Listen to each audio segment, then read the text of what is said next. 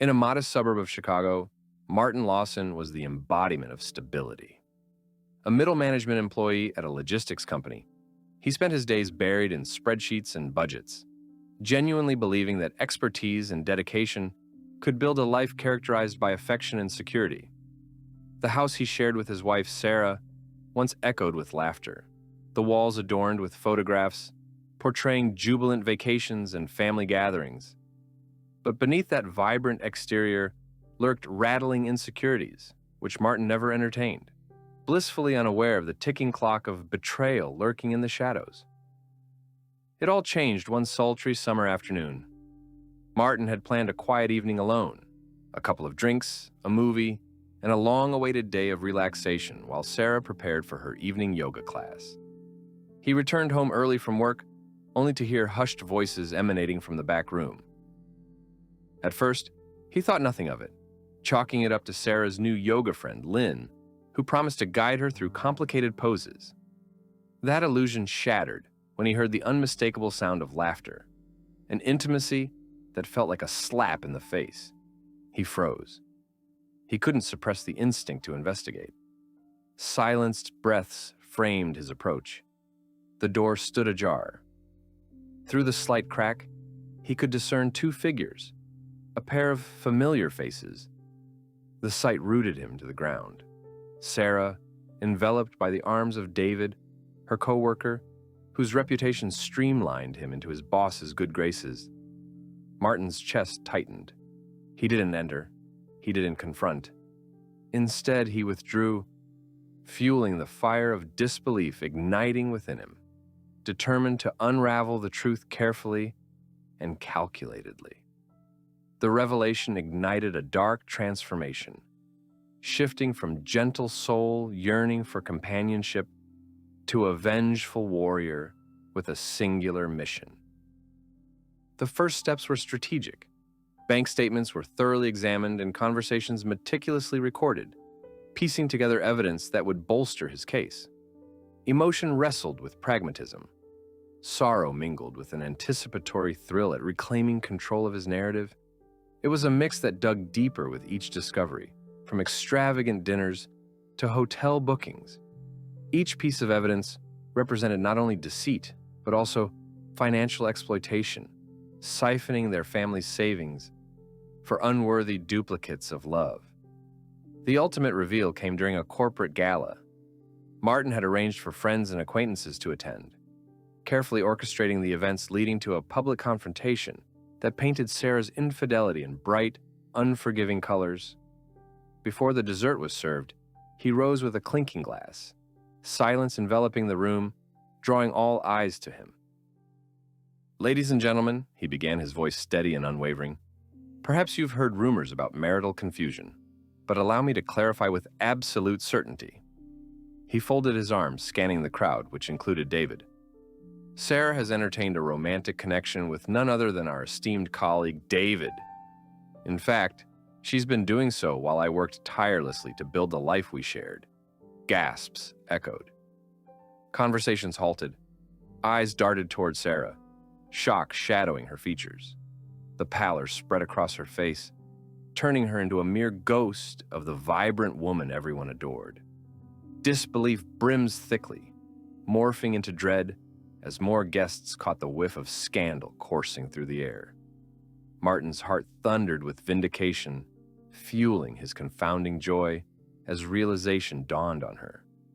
David's bewildered expression betrayed not only the shame of exposure, but also the inevitable doom of his career as whispers swept across the room like a wildfire. Friends, colleagues, their loyalties fractioned in an instant, tension snapping the air. He could see David squirm under the weight of collective scorn. "There are people who lie, cheat, and destroy lives without a second thought," Martin continued, now fully engulfed in his speech. "But I will not be another victim. Consider this your wake-up call." His gaze met Sarah's, steely and unforgiving. "Do not think you'll find sanctuary in his arms. Your betrayal will bear repercussions." It was a tableau of shame for both Sarah and David, marked by hushed whispers and furtive glances. The laughter that once marked their romance had evaporated, replaced by haunting echoes of regret. As the curtain drew on that suspenseful evening, Martin savored his triumph. He had publicly unearthed the roots of betrayal, laying bare the failing facade that had cost him dearly. Emerging from that gala where most believed they knew the truth, he had stripped them of illusions, delivering unto them the swiftest form of justice. But this was only the beginning. With the thrill of revenge coursing through him, Martin prepared for the next stage of his meticulous plan. A strategic dismantling of the lives entwined in lies, having forged the first rung of their inadequate ladder to ruin. Cut off financially, isolated socially, left to confront the reality of their sins. It was in this dark theater of betrayal that both Sarah and David would receive their due reckoning. The days following the gala unfurled like a relentless wave, and Martin wasted no time. His heart thrummed with an exhilarating mix of anger and liberation, echoing the rhythm of a vengeful march towards justice. Sarah, stripped of her poise and pride, became a ghost of her former self, a shadow of the woman who once basked in admiration. Her initial attempts to reclaim the household, to assert any semblance of normalcy, were met with silence from Martin. He found a sense of calm amid the storm swirling around them, a flicker of hope igniting within him that emerged from regaining control. The first item on his agenda was simple yet profound: freeze all joint accounts. The bitterness of betrayal forced him to confront painful realities. One morning, while Sarah sat at the kitchen table, scanning her phone for any remnants of respect from their previous life, he logged into their shared banking app, blocking access to every account. He felt empowered as he noticed the disbelief wash over Sarah's face when she tried to make a purchase later that week, and her cards were declined. "Martin, you have to be kidding," she shouted incredulously, indignation crashing over her like cold water on a winter's day. Her anger was almost refreshing. It reinstated his resolve. I thought we were working this out." "Working it out?" he replied, his voice steady, but dripping with sarcasm. "You made your choice. This is merely the consequence of your actions." There was a sharp edge to his tone that seemed to slice through the tension in the air. "If you want your lifestyle back, you might start by paying for your indiscretions." The victory he felt was victorious, yet unrelenting. Every calculated move stripped Sarah of the crutch of financial stability she'd once taken for granted. Next, he contacted their financial advisor, orchestrating the sale of joint assets and even questioning the validity of their financial records, bringing forth a flood of debts incurred due to her reckless spending. Gifts, hotel stays, clandestine dates, all meticulously chronicled, each transaction speaking volumes about her betrayal. But it was not merely a financial dismantling of Sarah's world that thrilled him. It was witnessing the unraveling of David's life as well. Exposed as the coward responsible for a broken union, David's professional facade crumbled under the weight of gossip. Colleagues who once cheered his praises now side-eyed him in disapproval, distancing themselves from the vilification that inevitably visited delinquents. Martin knew he had to strike the final blow. Through the course of the next few weeks, his plan solidified. He garnered allies among mutual acquaintances and strategically dropped tidbits of incriminating information.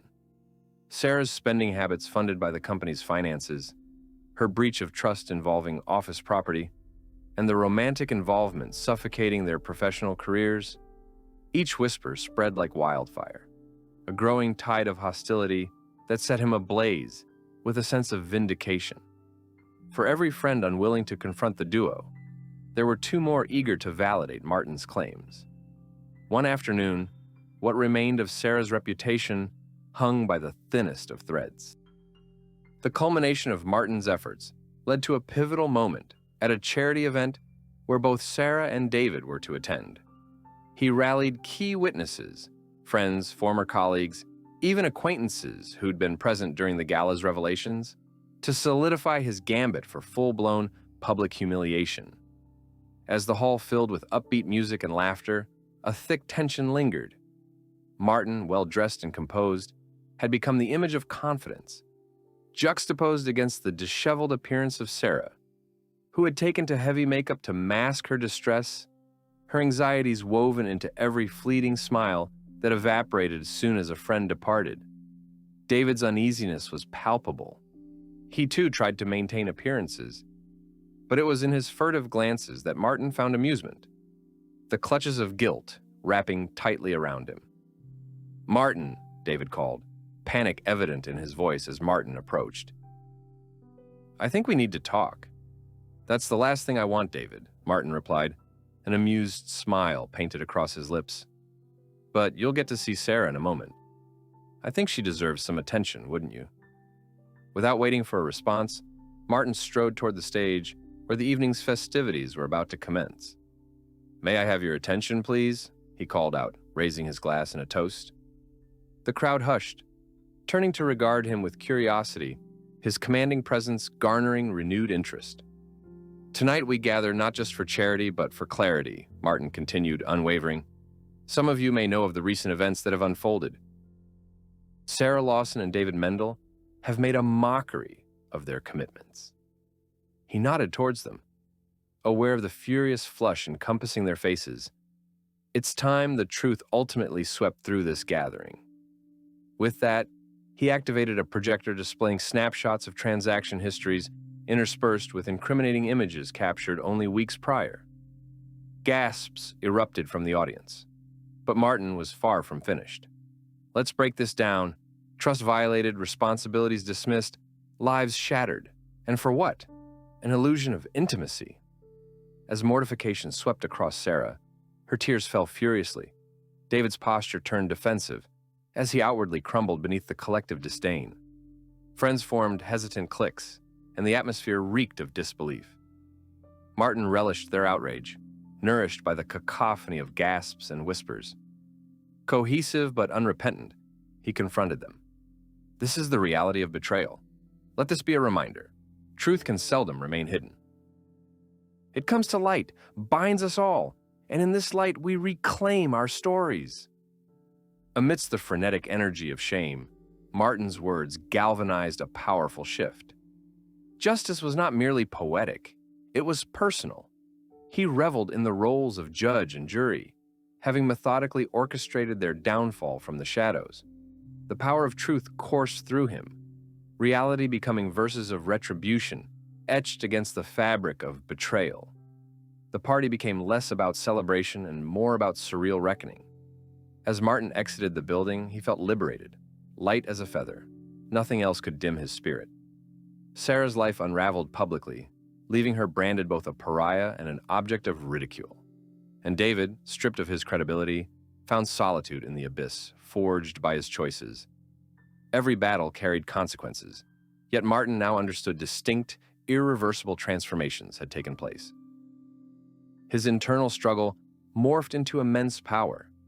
Pain served only as an undertone in the symphony he crafted, a narrative where betrayal met consequence. And as he immersed himself in this newfound realm of strength, he looked forward, allowing love, honesty, and resilience to fill the void they left, eager to carve new experiences into his life, haunting them only in memory. As weeks turned into months, the dark clouds surrounding Martin's life gradually dissipated, replaced by a fierce determination to reclaim his narrative.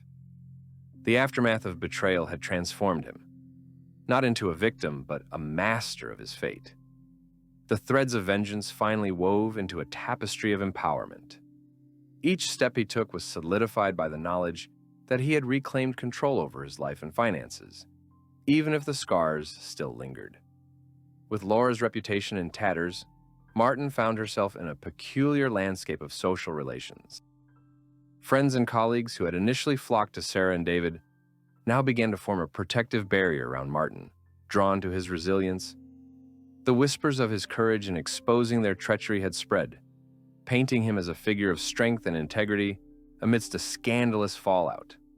It felt surreal, yet it calmed the storm churning within him, a reminder that truth could bear weight and ultimately shift allegiances.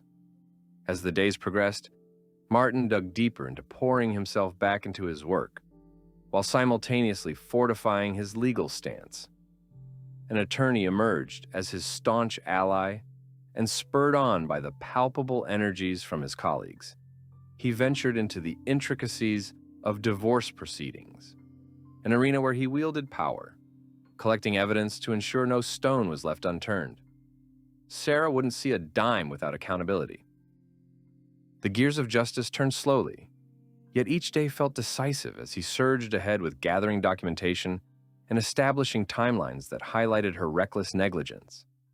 The courtroom became both a battlefield and incubator. It pushed him further into realms he didn't even know existed. His attorney skillfully dissected Sarah's financial breaches before the judge, who watched with a keen eye.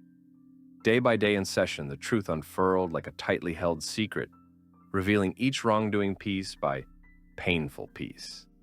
The extensive credit card debt that had drained their accounts in the wake of her infidelity, the extraneous expenditures for luxuries only meant to appease her own guilty conscience.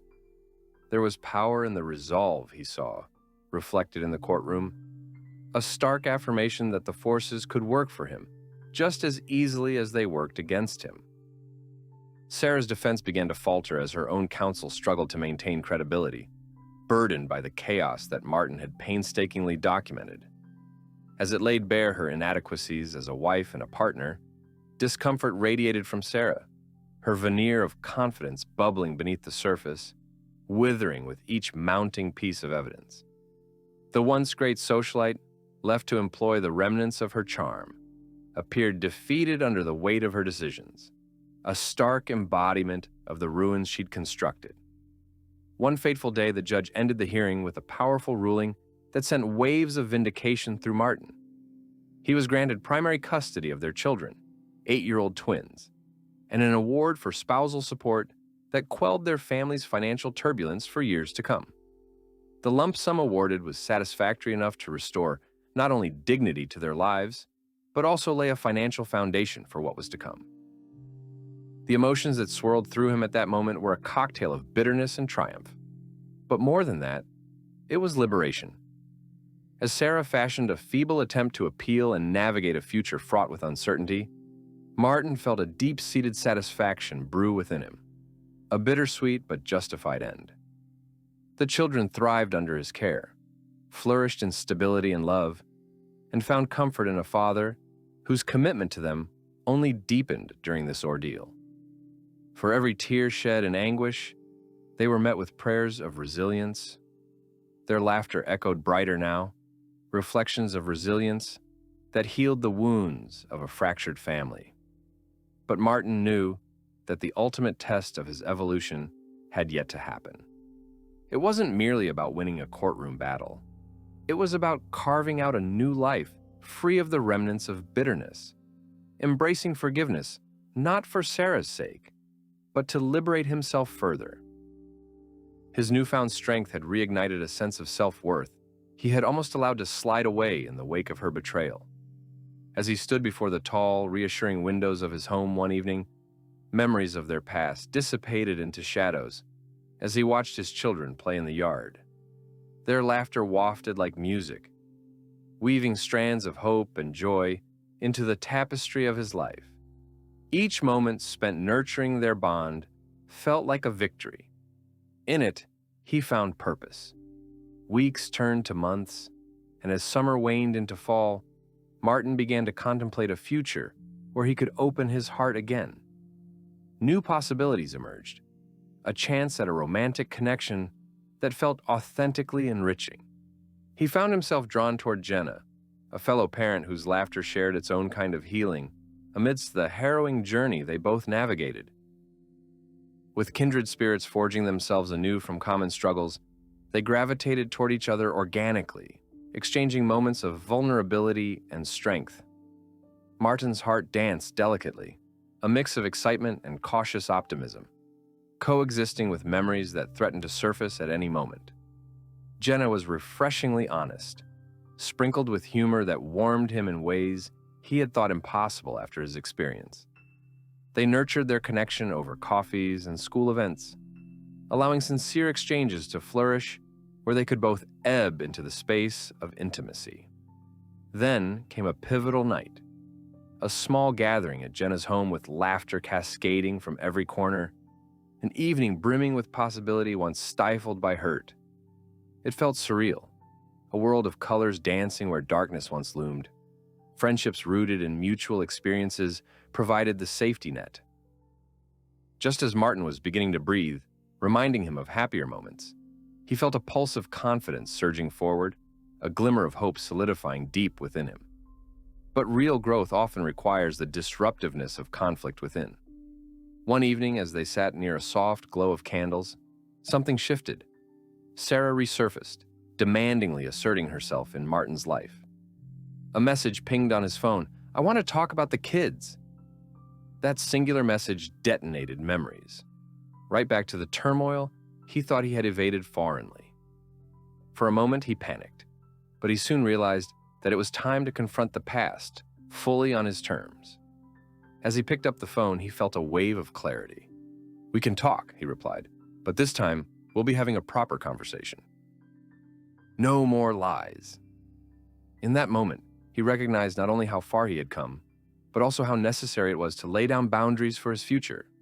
This was not a conversation for old wounds, but a meeting point for embracing new beginnings, unclouded by the shadows of betrayal. The ensuing days passed in a flurry of anxious emotions as Martin prepared for the conversation with Sarah. Building up to their meeting felt as if he were standing on the precipice of a great chasm, the echoes of hurt and betrayal swirling beneath. Yet now it was essential to ensure that his new life, and the love he was gradually nurturing with Jenna, wouldn't be compromised by the remnants of the past. When the day arrived, he chose a neutral location, a coffee shop halfway between their residences, the hum of conversation providing an almost whimsical barrier against the tension that would inevitably rise. As he walked through the shop's glass doors, his heart raced, not out of fear, but determination. He was no longer the man crushed beneath the weight of betrayal. He was now fortified with resolve, a guardian of his future. He ordered black coffee, the rich aroma swirling around him, and took a seat by the window, anticipating Sarah's arrival. Moments felt like hours until she finally appeared, entering the cafe with an air of defiance that masked her vulnerability. Sarah wore a tailored coat that showcased the remnants of her previous life. Yet there was an edge of uncertainty that betrayed her attempt at composure. Her eyes darted around, scanning the room before locking onto Martin. He could see the sharpness in her gaze as she spotted him, the walls she'd built around herself temporarily faltering under the weight of exposure. "Thanks for meeting me," she said, her voice cold yet fragile, as she took a seat opposite him. There was an uncomfortable silence, thick and charged, pregnant with unsaid words. Martin took a breath, gathering his thoughts, ready to navigate this space with deliberate care. "I wanted to talk about the kids," Martin began simply, focusing on the very reason for this meeting.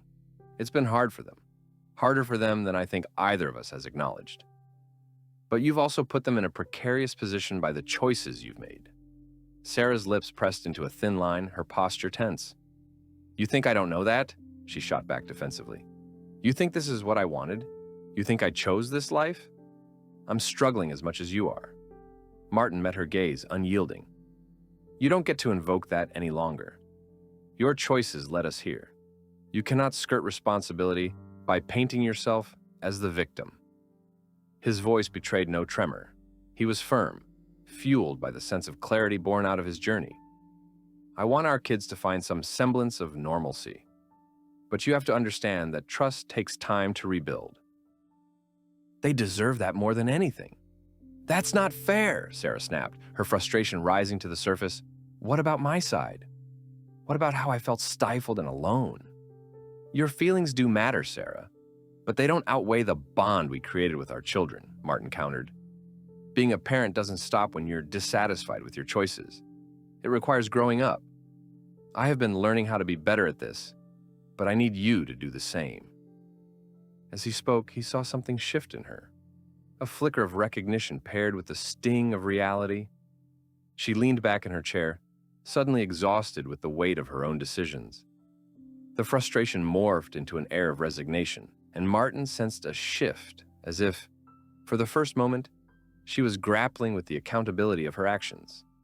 "What do you expect from me?" she asked, her voice lowered, the sharp edges of her words dulled by contemplation. "I expect you to put our children first," he said, careful but resolute. "If you want to see them, you need to show that you are reliable. An outing isn't enough." "I will try," she replied, fatigue seeping through. "But what if I fail?" "Then you need to own it," he asserted. "This isn't about a fairy tale reunion or getting back what we lost. It's about ensuring our kids know how to love without the burden of tension you've cultivated." Awkward silence blanketed their conversation after that, neither of them fully knowing how to navigate the space they'd created, one filled not only with past grief, but the potential for authenticity. A flicker of a past partnership emerged in that coffee shop, starkly different from who they had once been, and Martin recognized that both of them were now stronger in certain respects, yet burdened by weaknesses they hadn't fully acknowledged before this moment. "Before you," Sarah said, breaking the silence softly, "I was scared of what would become of my life without you. I never wanted to hurt you." "I get that," he replied, his voice gentler, "but understanding that fear does not negate the impact of your actions. This trust will take time to mend, and I hope you can understand that. Please, let's work together for the kids, because they are facing things we can't shield them from." Sarah nodded slowly, catching a glimpse of the man looking back at her, one who wouldn't fold under pressure but stood firm, steadfast in this new reality. In that moment, Martin felt a flicker of sympathy ignite as he recognized Sarah's own battle, but he hadn't come here today to patch broken ties. He had come to set boundaries while carving a path toward a healthier future for their children. He needed her to realize that while reconciliation was tempting, the reality was the family they once envisioned wasn't possible the way it had existed before. "I'll prove myself," she finally said, her voice more subdued, pouring out a vulnerability he hadn't anticipated. With a mixture of hopes and uncertainties, they spent the rest of the meeting discussing logistics for the kids, their schedules, school events, and extracurricular activities, laying a framework for co-parenting that honored their collective commitment as guardians, yet acknowledged the new dynamics she had ushered in through her choices. When their conversation concluded, it was punctuated by a delicate understanding, each of them emerging differently than when they'd entered. Martin felt gratified knowing he stood tall in this confrontation, even if it may not lead him to a traditional resolution. For now, it was the true victory of acceptance that resonated within him, triumphing over demonstrable conflict and overdue reckoning. As he finally left the cafe, a strange weight settled. This chapter might be sealed, but new beginnings beckoned. The children remained his anchor, an unshakable reason to fortify new pathways. Martin's life had been reborn amidst struggle, and he walked away knowing he could confront whatever storms lay ahead. Each day was a step towards self-discovery, and possibilities unfurled as he poured himself into each moment, nurturing his bond with Jenna, exploring the beauty of healing through new relationships, and stepping cautiously yet willingly into a new era. Each step forward was a declaration that he would no longer let the past define him or determine his future. The days that followed the meeting with Sarah swirled with a sense of cautious optimism. Martin reveled in the foundation he had laid, feeling like a much stronger version of himself.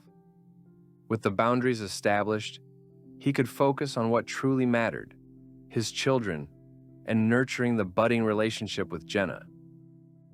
While the landscape of his life had shifted in tumultuous ways, the present sprouted new possibilities that filled him with excitement. Jenna had become a constant source of support and comfort, her laughter illuminating the darker corners of his life. Their casual outings morphed into more substantial moments, each filled with vulnerability and layers of resilience. From park picnics to late-night movie marathons, they cultivated a partnership stitched together by shared understanding and mutual respect. Jenna embodied the essence of kindness. Her gentle spirit encouraged Martin to bloom in ways he hadn't thought possible. One Friday evening, as they settled in over takeout and wine at his place, Martin watched the easy way Jenna blended into their family dynamic. His children had embraced her effortlessly, laughter and warmth enveloping the room. Watching as Jenna played board games with the twins, he felt a tingle of reassurance. Perhaps, just perhaps, he could build a life that felt like home again. "That's not how you play that card," Amelia, his daughter, chimed with playful indignation. "Oh, but you see," Jenna grinned, tapping her chin thoughtfully, "the rules can sometimes be flexible, just like life. You have to adapt." The banter flowed easily and the room's atmosphere brimmed with lighthearted energy. Outside, the sun melted into the horizon, casting a glow of ethereal warmth that painted their moments in hues of nostalgia and profound joy. Martin found himself leaning into the moment, allowing hope to envelop him like a warm embrace. After they finished the game, Martin turned to Jenna, feeling an overwhelming urge to voice the burgeoning feelings for her that had taken root within him. "It's really great having you here," he began, his voice steady, yet fluttering with anticipation. The kids have responded so well to you. I genuinely appreciate how easily you've stepped into this role." She met his gaze, her green eyes sparkling with sincerity. "I'm just being myself," she replied, her voice light. "Your kids are wonderful. They remind me so much of how much love can shape people into who they are meant to be." Martin felt the warmth of her words resonate within him, but he sensed what he wanted to express was more profound than mere gratitude. "What I mean is that I can genuinely see a future here, if that's something you're open to." His heart raced as he waited for her to respond. They had ventured into profound territory. He hadn't expected such a conversation so soon, but it felt right. "I would love that," Jenna replied, her smile widening, uncertainty washed away by genuine regard. "But let's take it one step at a time, okay? I want us to build something solid, not just for you and me, but for your kids as well." The blend of hope and authenticity radiated between them, soothing Martin's lingering fears he hadn't thought he'd shed. With Jenna by his side, their connection deepened, fostering a partnership energized by openness and possibility. Understanding that vulnerability laid the groundwork for apt love and growth, he felt an urge to nurture this with both patience and care. Yet, even amidst the blooming romance, shadows from the past lingered. A few days later, Martin received an unexpected phone call from his attorney. "Martin," she began, her tone serious, "I think you should prepare for a surprise. It seems Sarah has decided to contest the custody arrangements we established." His stomach dropped, doubt flooding his mind. What does that even mean? She has already agreed. "Legally, it implies she's dissatisfied with the terms set forth," she informed him. Given her recent struggles, she might see this as a way to regain some sense of control, perhaps even manipulate the court's perception. Panic washed over him as he fell into a maelstrom of thoughts. What if Sarah managed to sway the court? What if she fabricated tales about his custody as a means to destabilize his carefully reconstructed life? Emotions roared to the surface with a vengeance, but he quickly tempered them with resolve. This wasn't about Sarah. This was about his children, and he wouldn't allow their happiness to be disrupted any longer. Later that week, he arranged a meeting with his attorney. Furrows etched across her forehead as she delved into the proceedings. "We can defend the current arrangement, but it's important to gather as much evidence as we can showing your stability and capability as a father. Document everything, every interaction you have with Sarah, and her attempts to regain custody will be crucial." Martin nodded, focusing, prepared to fight fiercely to protect his children's well-being. He would enlist everything at his disposal to ensure this battle ended with clarity, ensuring that they would never be caught between two warring factions again. By the following week, he came face to face with Sarah in the courtroom again. The air grew thick with tension, each of them harboring sharp memories of betrayal and bitterness, hovering just beneath the surface. But Martin had transformed. He no longer felt vulnerability in her presence. Instead, he radiated determination, solidified by conviction. The judge, an imposing figure, entered as formalities commenced.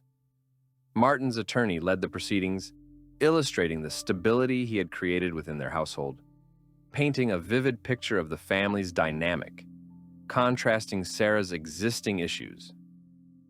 The pieces fell into place, bolstered by evidence collected meticulously over the weeks. Sarah tearfully attempted to confess her doubts, painting herself as the responsible parent while weaving narratives built on desperation. Yet, Martin felt detached now. He recognized the conversational patterns, the manipulations aimed at pulling sympathy from the court. As the judge reviewed the circumstances, Martin stood firm, brimming with the knowledge that he had safeguarded their children's greatest interests. Truth was powerful, and it illuminated the path forward. Then came the moment of truth. After deliberation, the judge announced her ruling. The custody arrangement between Mr. Lawson and Ms. Peters will remain in effect. Any further attempts by Ms. Peters to alter this arrangement will require substantial evidence to justify such changes. Relief washed over him in waves, but truthfully, it was more than that. It was vindication. The shadows of Sarah's manipulation faded, replaced by the promise of stability, the possibility of healing, for himself and his children. As he left the courtroom, Martin could feel Jenna's reassuring presence, standing behind her watchfully. The future lay ripe with hope, the love he had carefully cultivated blossoming alongside his children's laughter. Together they could rebuild a life framed in resilience that would guide them forward, one step at a time. In truth, he had embraced the chaos and emerged stronger. He would no longer allow fear to dim the optimism of his heart. After the court's ruling, Martin felt an enormous weight lift from his shoulders. Stepping out into the late afternoon sunlight, he was flooded with a sense of clarity and hope. The uncertainty that had previously plagued his thoughts began to dissipate, replaced by a newfound determination.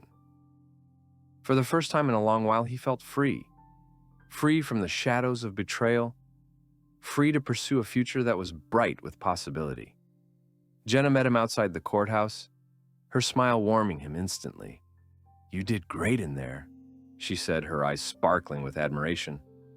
There was something electrifying about her presence, a steady reminder that he was building a life forged in resilience and strength. As Martin took her hand, he felt as if they were standing on the precipice of new adventures together. "Thank you for being there for me," he replied earnestly. "I couldn't have done it without your support." "We're in this together," Jenna assured him, squeezing his hand gently. "And I believe in you and in us." As they left the courthouse, Martin's thoughts began to drift toward their future. With every passing day, he sensed the bond between him and Jenna growing stronger, nurtured not only by shared experiences, but also by mutual trust. They had built a foundation solid enough to withstand the remnants of Marty's previous relationship, allowing Martin to open up fully to the relationship blooming before him. A week later, Martin found himself sitting in his backyard on a warm Saturday, the afternoon sun casting playful shadows as it filtered through the leaves. The twins were playing with their friends, laughter echoing through the air as they ran around the yard, adding to the lively atmosphere. He felt a deep sense of contentment watching them, knowing they were free to be happy and to shine in a way that Sarah's presence no longer stifled.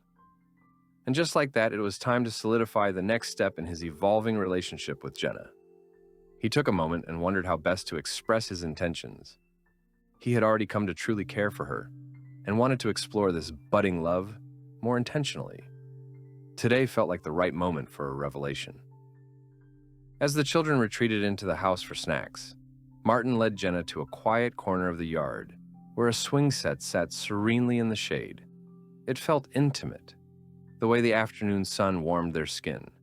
He took a deep breath, summoning courage as he prepared to reveal the depth of his feelings. "Jenna," he started, meeting her gaze, "you have no idea how much you've changed my life. Ever since you entered it, I've felt this shift. Like the clouds lifted and I can finally see clearly. I want to be present with you, to build something beautiful together." Jenna's eyes softened as she listened, the sincerity of his words enveloping them both. "I feel the same way, Martin. This isn't just about the kids, it's about us too," she added, the warmth of her smile radiating throughout him. "I want to invest in what we have. And I want to make that investment official," he replied, pulling from his pocket a small velvet box. He opened it to reveal a delicate silver bracelet, its elegance understated yet striking. "I want you to wear this as a promise," he continued, his voice steady but filled with emotion. "Not just a promise of love, but a promise that we're committed to building a life together, to navigating challenges as partners." Tears glistened in Jenna's eyes as she reached for the bracelet, overwhelmed by both the gesture and the meaning behind it. "I can't believe how perfect this is," she murmured, gliding her fingers over the smooth surface. "You don't know how much this means to me."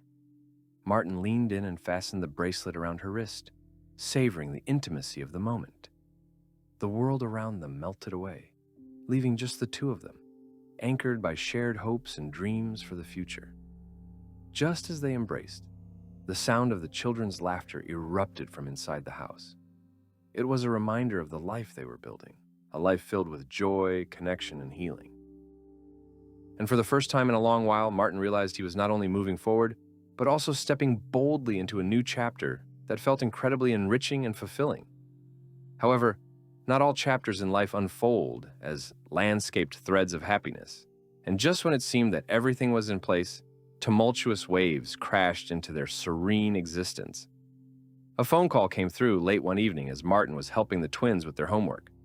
The number was unfamiliar, but something about it pulled at his gut instinct, leading to an urgency that compelled him to answer.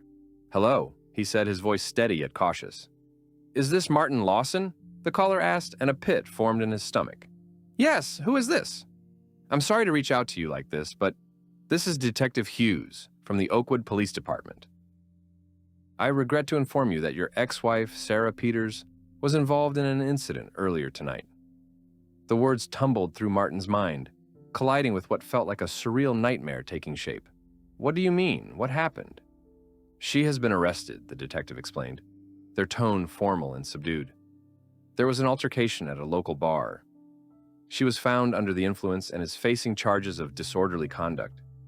There are also concerns regarding her ability to care for your children." Martin felt his heart race, a blend of dread and anger stirring at the thought of Sarah endangering their children in her reckless pursuit of escape. "What are you saying about my kids?" "Your children were mentioned during the incident.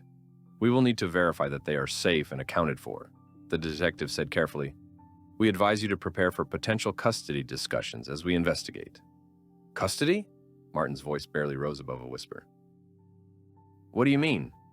"We can discuss this in more detail at the station, but I need you to know that securing the well-being of the children is our priority." The call ended, leaving Martin reeling. For the first time since the split, he felt truly vulnerable, not just for himself, but for his children. He immediately dialed Jenna, hoping to find comfort and clarity in her presence, knowing he needed someone grounded to guide him through the impending storm. "Jenna, we need to talk. It's about the kids." "Sarah," he started, struggling to collect his thoughts. "There's been an incident." "Okay, what happened?" she pressed, concern evident in her voice. "She's been arrested." The weight of the truth settled heavily in the air between them. "And it sounds like it could affect custody." As he relayed the details, Martin felt the tremors of impending chaos ripple through the fabric of his life. This confrontation was uncharted territory, an unexpected chapter snaking into the narrative he had carefully begun to script. "Martin, let's focus on the kids first," Jenna suggested, her voice steady and reassuring. "We'll work through this together. I'll be right there." With her support, he prepared to face yet another battle. The world felt unpredictable again, but with Jenna beside him, perhaps this clash wouldn't break him, but instead would further solidify what they had begun to build. Together, they would navigate the tumultuous waters ahead. This time, not just for the sake of the children, but for their own relationship too, centered amidst the growing disarray. The next morning dawned heavy with uncertainty as Martin braced himself for what lay ahead. The phone call from Detective Hughes echoed in his mind, shaping the contours of a new reality that felt both daunting and inevitable. Despite the emotional turmoil swirling within, he needed to maintain clarity to protect his children above all. Jenna showed unwavering support, her fingers lacing with his as they strategized how best to approach this volatile situation. "Let's make sure the kids are in a safe environment," she urged. "We need to prepare for any scenario regarding Sarah. It's crucial we present a united front." As they settled into a plan, Martin felt a flicker of gratitude for Jenna. She had intricately woven herself into the fabric of their lives, and his heart swelled with affection for the woman who had reaffirmed faith in love. That afternoon, they drove to the police station together. The stark building loomed in front of them like an unyielding fortress, and as they entered the lobby, Martin felt a crushing weight in his chest. "I'll handle this," he said to Jenna, trying to mask his uncertainty. But she countered gently, "We're in this together. I'll be right here, okay?" "You're not alone." Once inside, Martin approached the front desk. He felt vulnerable, yet each step he took exuded a sense of determination fueled by love for his children. After introducing himself, he was directed to a small, sterile room where Detective Hughes awaited him. The officer's expression was grave, which amplified Martin's anxiety. "Mr. Lawson," the detective began, his voice steady yet lacking warmth. "Thank you for coming. I wanted to give you a rundown of the situation with your ex-wife, Sarah." As Martin listened, each revelation hit him like a punch. Sarah had been drinking heavily at a local bar. Witnesses reported erratic behavior, and when the police were called, she resisted their efforts to calm her down. She is facing charges of disorderly conduct, and given the circumstances, will need to assess her fitness as a parent moving forward. "We need to ensure the safety of your children." Martin felt a storm of emotions surge within him. Anger, concern, and deep-seated disappointment mingled into a volatile cocktail.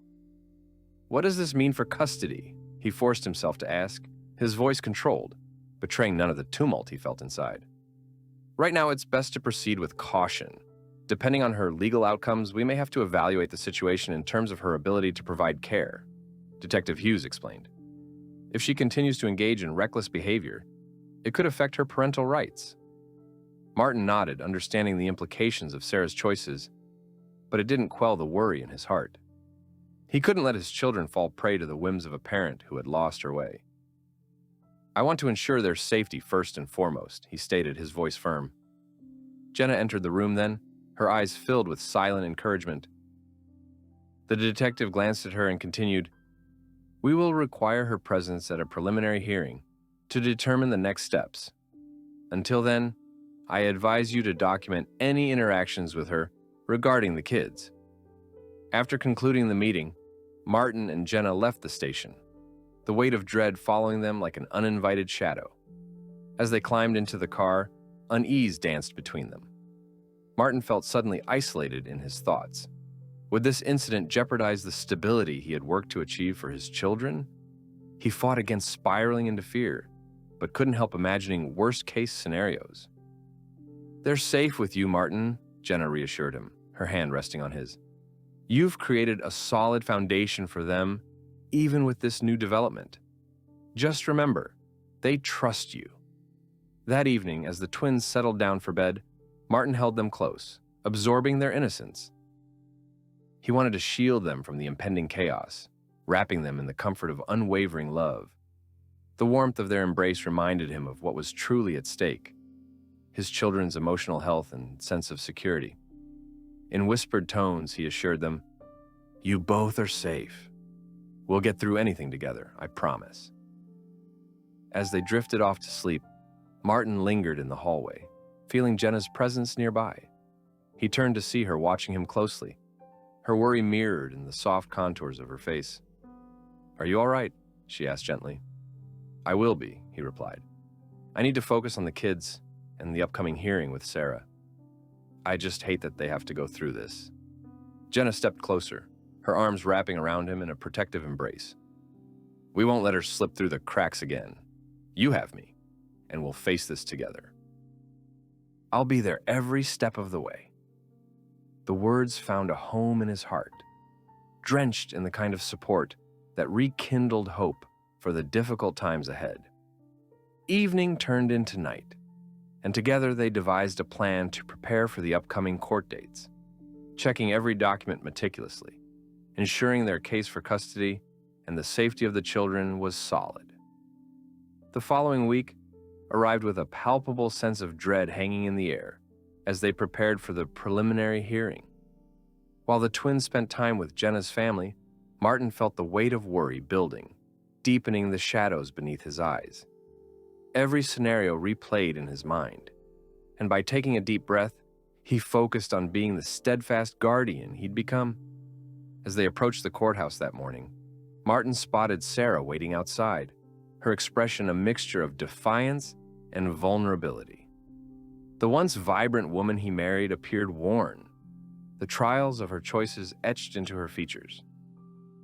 He felt a potent mixture of anger and pity as he acknowledged her presence, but Martin also recognized the need to remain focused on securing his children's future. The hearing proceeded with a sense of gravity, the courtroom atmosphere charged as they presented their cases. Sarah's attorney argued on her behalf, playing the sympathy card while attempting to diminish the severity of her actions, but Martin, alongside Jenna and his attorney, countered, showcasing evidence of Sarah's alcohol-fueled recklessness, how her behavior had directly jeopardized the twins' welfare. The judge listened intently, the atmosphere shifting with every exchange. As the session unfolded, Martin felt a wave of empowerment rise within him.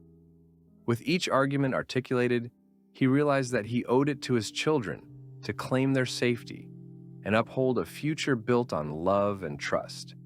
In a pivotal moment, the judge turned to Sarah. Ms. Peters, considering your recent behavior and its implications on your capacity as a parent, I must prioritize the well-being of the children. Martin's heart raced as he awaited the decision, his breath held tight as the judge continued. I recommend counseling and rehabilitation for you, and we will require follow-up assessments. For now, the custody arrangement will remain in favor of Mr. Lawson until you can demonstrate a stable environment. A mix of relief and resolute strength surged through him.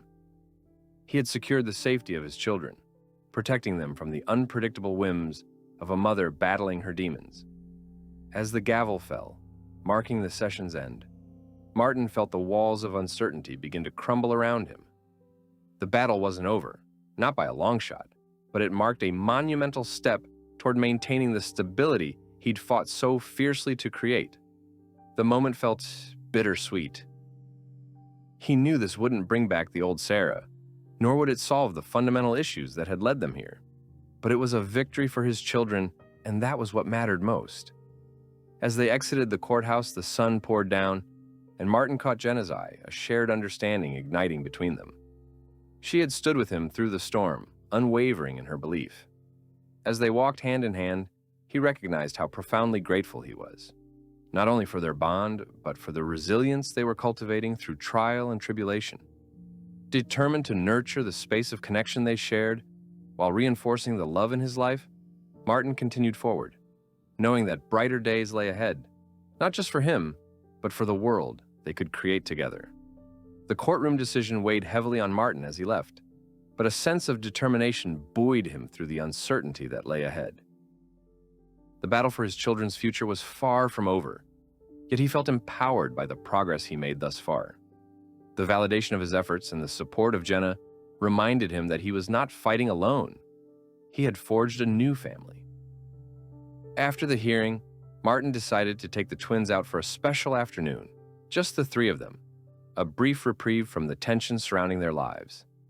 He picked them up from Jenna's family home, excitement illuminating their faces as he shared his plan. How about we explore the Science Museum and have ice cream afterward? Amelia and Noah's eyes sparkled with enthusiasm. Yes, can we see the dinosaurs? Noah shouted eagerly, already hopping in his seat. As they drove, Martin could feel the laughter and joy echoing within the car, a much-needed escape from the turmoil they had faced. The museum was filled with fascinating exhibits, and as they wandered through the hallways, he felt a sense of normalcy returning. watching his children delight in new discoveries. "Look at this fossil. How old do you think it is?" Amelia marveled, pointing to a massive dinosaur bone. "Old enough for us to think we shouldn't ever mess with them," Martin joked, eliciting laughter from both kids. It felt refreshing to momentarily set aside their worries and savor precious family time.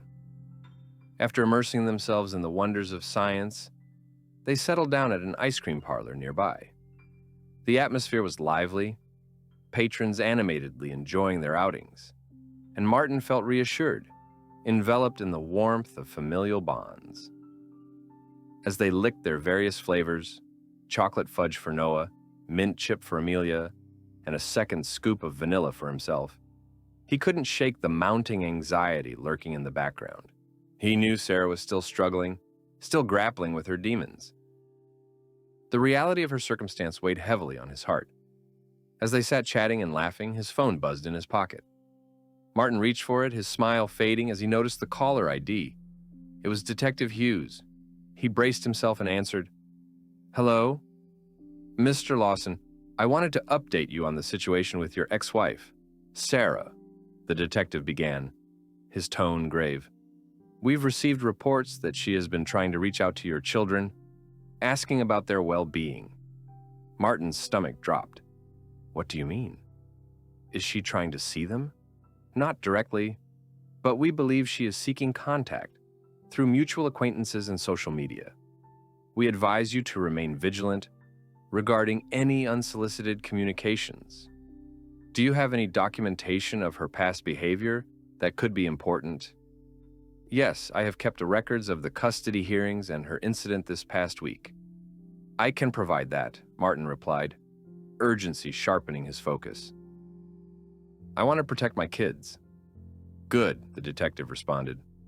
"I'll need those records on file to reinforce your case moving forward. We want to ensure her access is monitored closely." "Understood," Martin said, hanging up as a wave of frustration collided with him. He had hoped for a period of stability, that the worst was behind them, but it seemed Sarah was still entangled in her struggles, reaching out in ways that could once again hurt their family. "Dad?" He heard Noah's voice break through his thoughts. "Are you okay?" Martin turned, forcing a smile. "Yeah, buddy, everything's fine. How's that ice cream treating you?" "Awesome!" Noah exclaimed, flashing his sticky-faced grin, oblivious to the storm brewing internally for Martin. Returning home after their ice cream outing, Martin shared the news with Jenna, who listened intently, her expression shifting from concern to resolve. "It's exhausting, but you're doing everything right. If she's trying to reach out, we need to stay one step ahead. You should document every attempt she makes to contact the kids." He nodded, feeling the weight settle back on his shoulders. "I just don't want them to be in the middle of this chaos. They deserve a peaceful and stable home." "I agree," Jenna replied, her hand covering his in a comforting gesture. "We will make sure they stay safe and we'll be vigilant about any changes. Just focus on having fun with them this weekend. We can deal with the rest later." Despite Jenna's encouragement, the looming anxiety weighed heavily on Martin. The next few days passed in a blur of moments: family dinners, park outings, and movie nights, each serving as a distraction from the turmoil he could feel brewing just below the surface. But then came a turning point. A Sunday afternoon, when the children were happily playing with their toys, Martin received another call from Detective Hughes. "Mr.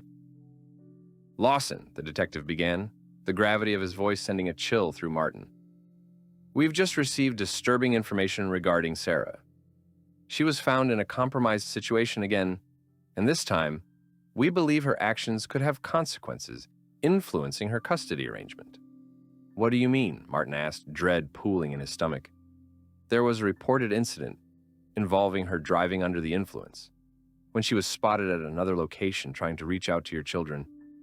Thankfully, they were not with her, but it's raised serious concerns among the department regarding her fitness to be a parent." Martin's pulse quickened. "What happens now?" "We'll likely be advised to pursue further court actions, potentially restricting her visitation. I recommend gathering all evidence, including any witnesses who can corroborate her behavior," Hughes explained. "Hey, while this is troubling, it may help to protect the children," As he hung up, reality crashed over Martin like icy water. The incessant struggle against Sarah's implosion was leading to heights he never thought he'd face. Yet, there lay a flicker of hope. Perhaps this would finally be the catalyst to secure the stability he'd fought so fiercely for. "Honey, what's wrong?" Jenna asked, noticing the grim expression on his face. "It's Sarah again," he replied quietly. "She got into trouble again, and it seems to reiterate everything about her inability to care for the kids. Things just got a lot more complicated." Jenna's eyes widened with concern, but her resolve cemented further. "We'll face this head on. Let's make sure we document everything and present it. This could be what leads to securing their future." Martin couldn't shake the crushing weight of fear for his children, but Jenna's unwavering support reminded him that they would navigate this path together. With her beside him, they would gather evidence and prepare for what lay ahead. With each passing day, uncertainty continued to envelop him. Yet the thought of his children remaining at the center of his concerns anchored him against despair. As long as he held the line against Sarah's chaos, clarity and love could emerge on the other side. It was time to take a stand, not only for his children's safety, but also for the entire life they could achieve together. The following weeks unfolded with a heightened sense of urgency and vigilance. Martin was committed to ensuring that his children would not be exposed to the chaos swirling around Sarah. With the latest developments marking a pivotal moment, he knew he had to act swiftly to solidify their safety and stability. He and Jenna spent hours compiling evidence. They documented everything: messages from Sarah attempting to reach the children, descriptions of her erratic behavior, and reports from Detective Hughes detailing her recent incidents. Martin felt a new sense of purpose as he structured the information into a comprehensive file, dialing up his resolve to secure custody for Noah and Amelia. They arranged a meeting with Martin's attorney to discuss the gravity of the situation. As they entered the windowless office, a looming tension saturated the room. Martin sat across from his lawyer, gripping the edge of the table, the file of evidence resting before him like an armament ready for battle. "Thank you for coming in," his attorney, Ms. Klein, said after shaking hands. "We need to discuss the potential for a motion to modify custody based on Sarah's recent actions. From what I've gathered, we have a solid case given her escalating issues." Martin nodded, grateful for her professionalism. "What's our best course of action?" he asked Ms. Klein leaned forward, her fingers interlaced as she assessed him. "We'll file for an emergency custody hearing. The circumstances surrounding her behavior provide significant justification.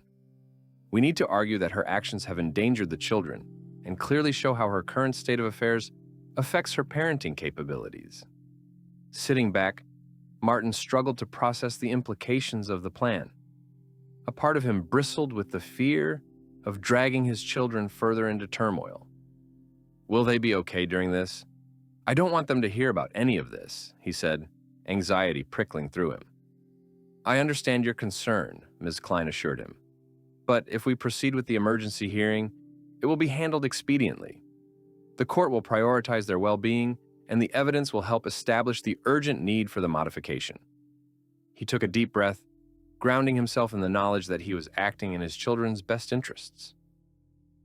"Then let's make it happen," he said, determination racing back to the forefront of his mind. Within days, an emergency custody hearing was scheduled. Martin felt a taut line of tension weave its way through his body as they approached the courthouse. The experience was rousing old fears, but he steeled himself with focus and resolve. He had a purpose: to protect Noah and Amelia from potential harm. Jenna stood closely beside him as they navigated through the courthouse halls, her presence offering comfort amidst the chaos. "We've prepared for this," she reminded him softly. "Whatever may happen, just remember, this is about them. You are their advocate, and I believe in you." "Thank you," he replied, giving her hand a grateful squeeze. "I couldn't do this without you." They entered the courtroom, facing a judge whose stern expression welcomed no frivolity. Martin felt a wave of anxiety course through him, but he also felt Jenna's reassurance grounding him. The judge took a seat and all conversations fell silent. As they commenced, the arguments unfolded. The assistant district attorney laid out the case against Sarah, presenting stark evidence of her worrisome behavior, all tied to her inability to provide stable living conditions for the children. He detailed her recent arrests and the patterns of irresponsibility emerging from her actions, emphasizing the risk her behavior posed to their well-being. With each piece of evidence presented, Martin felt the embers of hope lift within him. Fanned by the professionalism of his attorney, he recognized the gravity of the situation.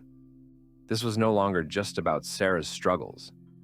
It was about safeguarding his children from the chaos they didn't ask to be part of. Next, Ms. Klein stood to present their side of the case, detailing the children's quality of life in Martin's care, from their routine to their emotional health since the split from Sarah. She painted a picture that contrasted starkly with the tumultuous life he knew Sarah was leading. His heart swelled as he reflected on the love and stability he had worked to provide for them. We request that the court considers all these factors and grants Mr. Lawson's sole custody until Ms. Peters can fulfill the necessary requirements to prove her capacity as a safe parent, Ms. Klein concluded firmly. The judge nodded, taking notes and observing intently. As the proceedings continued, Sarah's attorney attempted to discredit Martin's narrative, painting him as controlling and manipulative. Martin retained his composure, resisting the urge to counter every accusation that painted him in a negative light. He reminded himself that he was an advocate for the truth. His children's well-being was paramount. Finally, it was Sarah's turn to speak, standing before the judge with an air of defiance that masked the vulnerability she carried. Her testimony was laden with excuses, downplaying her past actions and framing herself as a victim of circumstance rather than the architect of her turmoil. "Everyone makes mistakes," she said, her voice cracking slightly. "I've been working hard to improve my life, and I deserve a chance to be involved in my children's lives." Martin clenched his jaw at her attempts to garner sympathy, but inwardly, he felt a sense of resolve grow stronger. He wouldn't let her manipulate this situation again. The judge remained impassive, observing Sarah closely. "And what steps have you taken to change your current situation, Ms. Peters?" the judge asked pointedly. "I've sought therapy," Sarah stammered, "and I'm attending support groups. I know I can do better." The judge considered her words, but remained skeptical. After a few moments of silence, he turned his attention toward Martin. "What is your position on this? Are you willing to facilitate a path for her to have visitation rights?" Martin steadied his breathing, aware this moment could impact everything. "Your Honor, I want what is best for my children. If Sarah can demonstrate stability and accountability, I am open to allowing visitation. However, I do have concerns regarding her current behavior and how it may affect the children." "Understood," the judge replied. The courtroom filled with tension as the judge took time to deliberate. After a long pause, he returned with his ruling, the weight of the decision palpable in the air.